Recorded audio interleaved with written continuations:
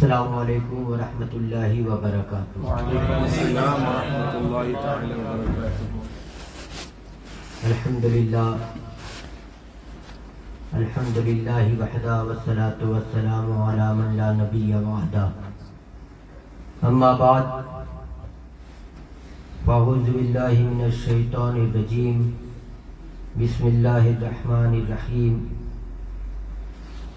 یا ایھا الذین آمنوا اتقوا اللہ وکونوا مع الصادقین۔ صدق اللہ العلی العظیم وصدق رسولہ النبی الامین الکریم، ونحن علی ذلک لمن الشاہدین والشاکرین والحمد للہ رب العالمین۔ آئیے سب سے پہلے ہم اور آپ مل کر رسول اکرم نور مجسم صلی اللہ علیہ وسلم کی بارگاہ میں نہایت ہی ادب و احترام کے ساتھ درود شریف کا نذرانہ پیش کرنے کی سعادت حاصل کریں۔ اللہم صل والکرم وعلی آلہ وصحبہ وبارک وسلم۔ صلاۃ و سلام علیک یا رسول اللہ، صلاۃ و سلام علیک یا حبیب اللہ۔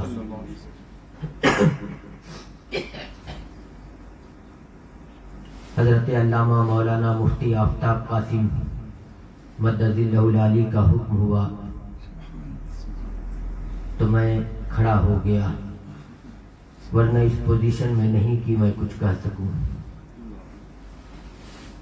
بہرحال اللہ اور اس کے رسول کا ذکر کرنے اور سننے میں جانوں کی شفا ہے، ہر بیماری سے شفا ہے، روح کو اطمینان، قلب کو سکون ہے۔ اللہ رب العزت اس ماہ رمضان المبارک کی برکتوں اور سعادتوں سے ہم سب کو مالا مال فرمائے۔ عزیزان ملت اسلامیہ، اللہ رب العزت نے رمضان المبارک کے روزے کو اس لیے فرض کیا کہ بندہ تقوی و پرہیزگاری اختیار کرے۔ صرف خالی پیٹ رہ جانا یہ کمال نہیں ہے، کمال یہ ہے کہ اللہ اور اس کے رسول نے جیسا حکم دیا ہے اس طریقے سے ہم زندگی گزار جائیں۔ یہ خوبی اور یہ تقوی و پرہیزگاری اور یہی مدار نجات ہے۔ جب ہم دیکھتے ہیں تو جیسے جیسے زمانہ گزر رہا ہے، اسلام کی نشر و اشاعت میں اضافہ ہی ہوتا جا رہا ہے، لیکن اس کے ساتھ ساتھ یہ بھی دیکھنے میں آتا ہے کہ اسلام کے نام پر بہت سارے ایسے مذاہب کے لوگ پائے جاتے ہیں جو اسلام میں بدعقیدگی اور اس میں رخنا ڈالنے کی بہت زیادہ کوشش کرتے ہیں، لیکن یہ اسلام کا کمال ہے۔ اللہ رب العزت اس کی حفاظت فرما رہا ہے کہ یہ دین جیسے میرے آقا صلی اللہ علیہ وسلم لے کر آئے تھے، آج بھی یہ دین ویسا ہی باقی ہے۔ اور یہ اس لیے ہے کہ میرے آقا نے ارشاد فرمایا، انما العلماء ورثۃ الانبیاء، تو جو حقیقی عالم ہوگا وہ نبیوں کے نقش قدم پر چلتے ہوئے اس دین کی ترویج و اشاعت کرے گا۔ اسی لیے ہم دیکھتے ہیں کہ بہت سارے عالم ہونے کا دعوے دار تو کرتے ہیں، لیکن جب ہم ان کا جائزہ لیتے ہیں تو معلوم ہوتا ہے کہ اسلام کا دعویٰ کرنے کے ساتھ ساتھ وہ نبی مختار صلی اللہ علیہ وسلم کو مختار کل ماننے سے بھی انکار کرتا ہے۔ اسلام کا دعویٰ کرنے کے ساتھ ساتھ وہ اس بات کا دعوے دار ہے کہ جس نے لا الہ الا اللہ محمد رسول اللہ کہہ دیا، اب چاہے وہ جو بھی کام کرتا رہے وہ اسلام میں باقی ہے۔ اسلام کے دعوے کا دعویٰ کرنے والے بہت ایسے بھی پائے جاتے ہیں جو یہ کہتے ہیں کہ نبی کائنات صلی اللہ علیہ وسلم کے دیوار کے پیچھے کا علم نہیں، لیکن یہ سب جتنے بھی اس طرح کی بدعقیدگیاں پھیلائی گئیں، ہمارے مشائخ اور علماء ربانیین نے ان لوگوں کی ایسی سرکوبی کی کہ آج وہ سر اٹھانے کے قابل نہ رہے۔ بد مذہبوں میں ایک فرقہ عجیب و غریب، جس کے نزدیک جھوٹ بولنا ثواب اور عبادت ہے۔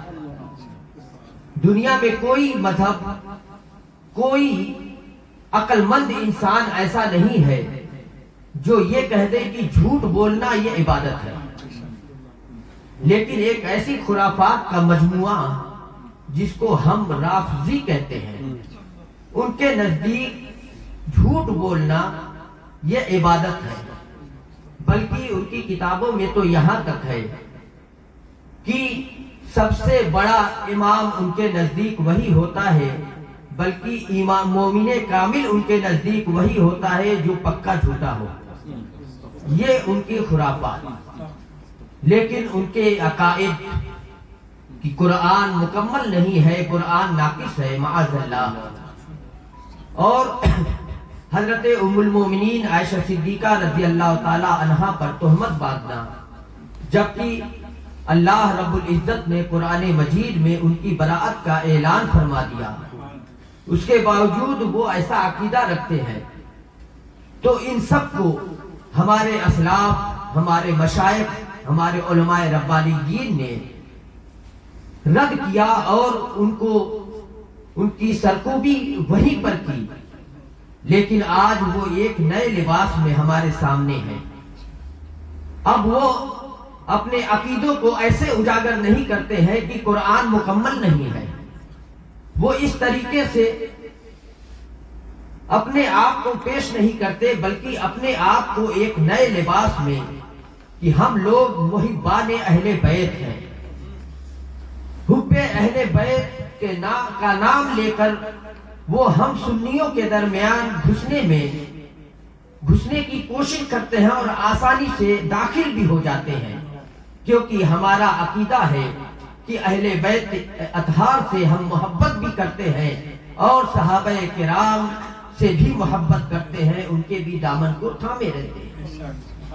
لیکن یہ یاد رکھیں کہ وہ آج اگرچہ ایک نئے لباس میں آئے ہوئے ہیں، لیکن وہ ظاہر ان کا اگرچہ حب اہل بیت کا اعلان کر رہا ہے، لیکن باطن ان کا وہی ہے کہ بغض صحابہ کا جام پلانا ہے۔ اس لیے عزیزان ملت اسلامیہ، ایسے لوگوں سے بچ کر رہنے کی اشد ضرورت ہے، کیونکہ ہمیں ہمارے بھولے پن کی وجہ سے زیادہ ٹارگٹ کرنے کی کوشش کی جاتی ہے، اور ہماری عوام بھولی بھالی، وہ دین کی معلومات اتنی نہیں رکھتی، بد مذہبوں کے عقائد و نظریات کا ان کے نزدیک اتنا مطالعہ نہیں، اس لیے وہ آسانی سے ان کے چنگل میں پھنس جاتے ہیں۔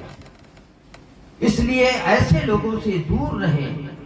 اور آج کے زمانے میں ایک ایسا بھی فتنہ برپا ہوا ہے،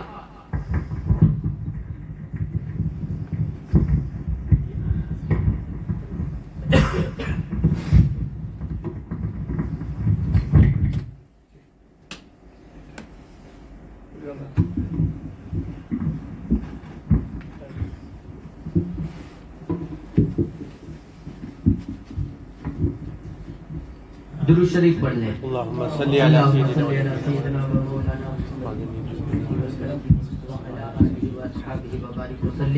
صلاۃ و سلام علیک یا رسول اللہ، صلاۃ و سلام علیک یا حبیب اللہ۔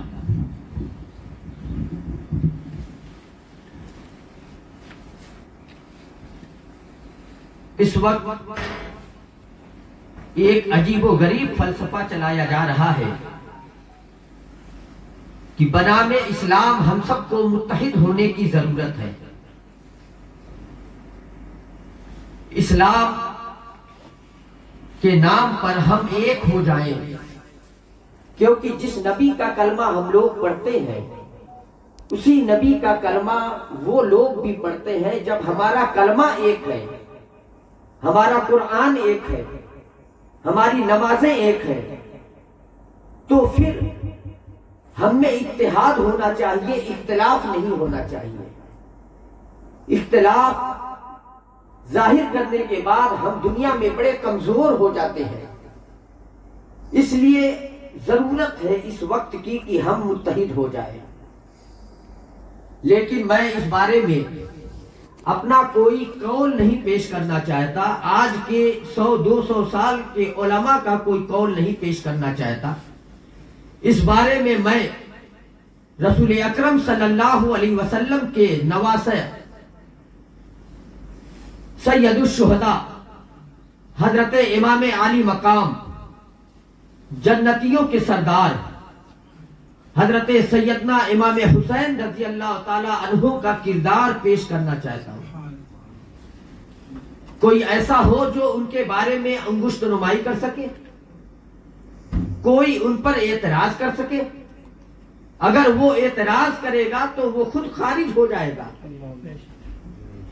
وہ اپنا پتہ بتا دے گا کہ میں نے کس ذات پر انگلی رکھی ہے. اس لیے میں ان کے زندگی کے آخری لمحات کو آپ کے سامنے رکھنا چاہتا ہوں، اور آپ ان کے کردار کو جان لیں اور اس سے سمجھ لیں، اور یہ جان لیں کہ ہم امام حسین کے غلام ہیں. ہمیں امام حسین کے نقش قدم پر چلنا ہے. جو انہوں نے ہمیں تعلیمات دی ہے ہمیں ان تعلیمات کو فالو کرنا ہے. کربلا کا میدان ہے. امام حسین رضی اللہ تعالی عنہ کے ساتھ کل 72 لوگ ہیں. تاریخ کی کتابوں میں یہ آتا ہے اور تمام مسلمان اس سے واقف بھی ہیں. اور یزیدیوں کی فوج 22,000 کی ایک لمبی کثیر تعداد پر مشتمل. ایک بات میں پوچھنا چاہتا ہوں، 22,000 کی تعداد زیادہ ہے یا 72 کی؟ 22,000. جو بھی صاحب عقل ہوگا وہ کہے گا 22,000 کی تعداد زیادہ ہے. جماعت کثیر کدھر ہے؟ تھوڑی جماعت کدھر ہے؟ تھوڑی جماعت امام حسین کے ساتھ ہے اور بڑی جماعت یزید کے ساتھ ہے. میرے امام یہ بتا رہے ہیں کہ جو بڑی جماعت ہو ضروری نہیں کہ وہ ہدایت پر ہو. اللہ اللہ، بے شک، سبحان اللہ. اس لیے اے میرے نانا جان کے امتیوں، بڑی جماعت کے چکر میں ادھر ادھر بھاگنا نہیں، اللہ اللہ، بلکہ تم میرے کردار کو دیکھنا. بے شک. میں نے جس طریقے سے زندگی گزاری ہے اس طریقے کو دیکھو. اللہ اللہ. میرے امام کے ساتھیوں میں سے کوئی ایک ساتھی بھی ایسا ہو جس نے میرے امام سے یہ کہا ہو، اے امام، جس نبی کا کلمہ ہم پڑھتے ہیں اسی نبی کا کلمہ تو یزیدی بھی پڑھتے ہیں. اللہ اللہ. جس نبی کا کلمہ، جس قرآن کی تلاوت ہم کرتے ہیں اسی قرآن کی تلاوت یزیدی بھی کرتے ہیں. جو اذانیں ہمارے خیموں سے بلند کی جاتی ہیں وہی اذان یزید کے خیمے سے بھی بلند ہوتی ہے. جس قبلے کی طرف رخ کر کے ہم نماز پڑھتے ہیں اسی قبلے کی طرف رخ کر کے یزیدی بھی نماز پڑھتے ہیں. اور جتنے وقت کی نماز ہم پڑھتے ہیں اتنے ہی وقت کی نماز وہ بھی پڑھتے ہیں. اللہ اللہ اللہ. پھر اے امام یہ اختلاف کیسا ہے؟ اتحاد ہونا چاہیے. جب ہمارا نبی ایک ہے، ہمارا کلمہ ایک ہے، ہمارا قرآن ایک ہے، ہماری نماز ایک ہے، ہمارا قبلہ ایک ہے، تو پھر اختلاف کی کوئی گنجائش نہیں ہونی چاہیے. اے امام ہمیں اتحاد کرنا چاہیے. وہاں تو ایسے لوگ بھی نہیں تھے جنہوں نے کفریات بکے ہوں. یہاں تو وہ لوگ ہیں جو کفر کے دلدل میں پھنسے ہوئے ہیں، جو نبی کو آخری نبی نہیں مان رہا ہے، جو نبی کے لیے علم غیب نہیں مان رہا ہے، بے شک. جو نبی کے لیے شفاعت نہیں مان رہا ہے، جو نبی کے لیے مختاریت نہیں مان رہا ہے. یہ ساری چیزیں ایسی ہیں کہ یہ قرآن اور حدیث کا خلاف ہے. اور اس سے اختلاف کرنا ہے، لیکن میں کہہ رہا ہوں یہ کہ جب ہمارے امام کے کسی ساتھی نے بھی اس طریقے سے ہمارے امام سے نہیں کہا، اور پھر اس سے بڑھ کر یہ کہ چلو کہا نہیں، کوئی رات کے اندھیرے میں جا کر یزیدیوں کے پیچھے نماز پڑھ لیتا، امام دیکھتے نہیں، عشاء کی نماز رات کے اندھیرے میں جا کے یزیدی کے پیچھے پڑھ لیتے، پھر امام حسین کے خیمے میں آ جاتے، فجر کی نماز جا کے اندھیرے میں پڑھاتے، پھر واپس آ جاتے۔ دن میں چلو امام سے شرم آتی ہوگی، دن میں ہم یزید کے پیچھے جائیں نماز پڑھنے یزیدیوں کے، رات میں چلے جاتے، لیکن تاریخ میں ایک واقعہ بھی ایسا نہیں ملتا ہے، ایک واقعہ بھی ایسا نہیں ملتا ہے، بلکہ بن گھڑت واقعہ بھی نہیں ملتا، کیونکہ رافضیوں نے جتنا کربلا کے موضوع پر گڑھ دیا ہے، کسی اور موضوع پہ آپ کو اتنی گڑھی ہوئی باتیں نہیں ملیں گی، ایک گڑھا ہوا واقعہ بھی نہیں ملے گا کہ امام کے کسی ساتھی نے جا کر یزیدیوں کے پیچھے نماز پڑھی ہے، بلکہ تاریخ کی کتابوں میں یہ ضرور ملتا ہے کہ کچھ یزیدی آ کر امام حسین کے پیچھے نماز سبحان اللہ سبحان اللہ۔ ہمارے امام یہ بتا رہے ہیں کہ اے میرے نانا جان کے امتیوں، تمہیں زندگی گزارنی ہے تو میرے نقش قدم پر چلو، اور جس طریقے سے میں نے زندگی گزاری ہے اس طریقے سے زندگی گزارو، تمہارا ایمان سلامت رہے۔ سبحان اللہ سبحان اللہ۔ آج حالات بڑا پرخطر ہے، ہر کوئی اتحاد کا دعوے دار ہے، ہم بھی اتحاد کے لیے تیار ہیں، لیکن اتحاد ایمان کی بنیاد پر ہوگا، سبحان اللہ سبحان اللہ۔ اتحاد عقیدے کی بنیاد پر ہوگا۔ عقیدہ اگر اہل سنت و جماعت کا لے کر آؤ تو پھر ہم تو گلے لگانے کے لیے تیار سبحان ہیں، اللہ۔ لیکن آپ سوچیں اگر آپ یہ چاہیں کہ ہم جو بھی چاہے عقیدہ رکھیں اور اعلی حضرت کے ماننے والے ہم سے متحد ہو جائے، یہ خواب آپ کا خواب ہی رہ جائے گا۔ ہمارا کام اصلاح امت، اصلاح حال، ہم یہ چاہتے ہیں کہ لوگوں کا ایمان بالکل صحیح سلامت رہے، اور میں نے ایک بار نہیں بارہا اپنے والد گرامی حضور محدث کبیر کو یہ ارشاد فرماتے سنا کہ میں جنت میں تنہا نہیں جانا چاہتا، میں چاہتا ہوں کہ آپ سب لوگ کو لے کر جنت میں جاؤں۔ سبحان اللہ۔ تو یہ کیسے ہوگا جب اعلی حضرت کی غلامی میں ہم پورے طور پر آ جائیں۔ اعلی حضرت کی ذات وہ ہے جنہوں نے اپنی پوری زندگی امت مسلمہ کی حفاظت کی ہے اور مسلمانوں کے ایمان کی حفاظت کی ہے۔ جتنے بھی فتنے اٹھے اعلی حضرت نے سب کا دندان شکن جواب دیا۔ پھر آج تو اللہ و رسول کی بارگاہ سے انہیں عظیم الشان انعام ملا ہے کہ اعلی حضرت کے وصال فرمائے ہوئے 100 سال سے زائد ہو گئے، لیکن ان کے نام میں اللہ و رسول نے یہ تاثیر رکھ دی ہے کہ صرف آپ اعلی حضرت کا نام لے لیں، سارے بد عقیدے آپ سے دور بھاگ جائیں۔ نعرہ تکبیر، نعرہ رسالت، مسلک اعلی حضرت، سبحان اللہ اور میں سبحان تو اللہ۔ دعوے سے یہ کہتا ہوں کہ اگر آپ اپنے گھر کے دروازے پہ صرف اعلی حضرت لکھ دیں، سبحان اللہ سبحان اللہ۔ کوئی وہابی آپ کے دروازے پر نہیں آئے گا۔ سبحان اللہ سبحان سبحان اللہ اللہ۔ سبحان اللہ سبحان اللہ۔ یہ اعلی حضرت کا نام وہابیوں کو بھگانے کے لیے ایسے ہی اثر رکھتا ہے جیسے شیطان کو بھگانے کے لیے لاہور ہے۔ سبحان اللہ۔ اس لیے ہمیں اپنے بچوں کو بھی یہ سکھانے کی ضرورت ہے کہ اعلی حضرت کون ہے، اعلی حضرت کی محبت ان کے دل میں پلائیں، اور جس کے دل میں اعلی حضرت کی محبت بس گئی انشاءاللہ وہ کبھی بہک نہیں سکتا ہے، وہ ایمان کی حفاظت کے ساتھ اس دنیا سے رخصت ہوگا۔ وما علینا الا البلاغ۔ السلام علیکم ورحمۃ اللہ۔ سبحان اللہ سبحان اللہ۔ نعرہ تکبیر، اللہ اکبر۔ نعرہ رسالت، یا رسول اللہ، نعرہ یا رسالت، رسول اللہ، سبحان اللہ، سبحان اللہ۔ سبحان اللہ۔